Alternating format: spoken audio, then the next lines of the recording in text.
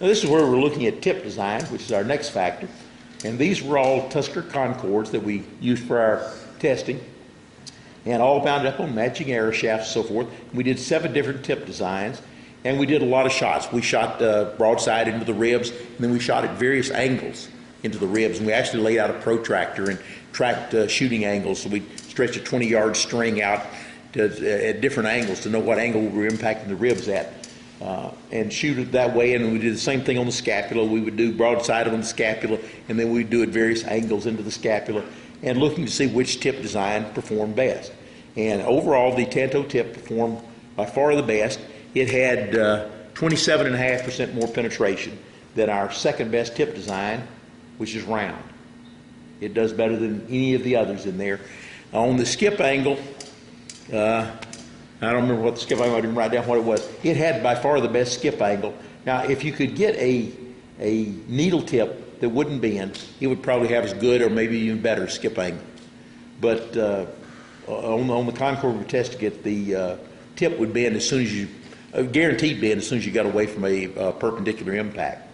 So we had a high rate of tip bends, and by the time you got around any kind of shooting angle, it didn't do very well at all.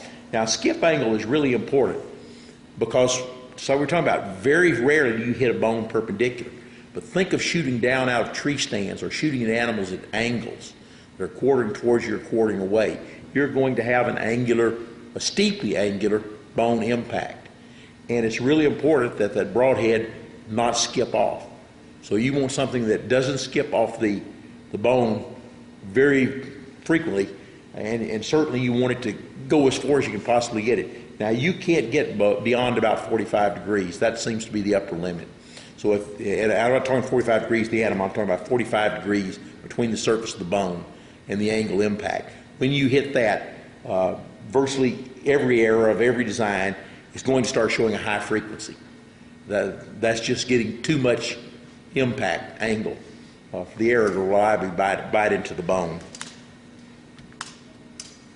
Now, what is a Tanto tip? It's strictly a profile. That's what it looks like. You can have narrow ones, you can have wide ones. I just needed something to call that tip design in my database. Is where the term comes from. I couldn't call it a pyramid because I've got that for 3-blade heads and have some pyramid, 3-sided and 4-sided pyramids on trocar points. And so that just reminded me of what, if you put 2 Tanto tip knives back to back, 2 of the cold steel type, this is what the tip would look like. So I just hung the name on it, Tanto tip.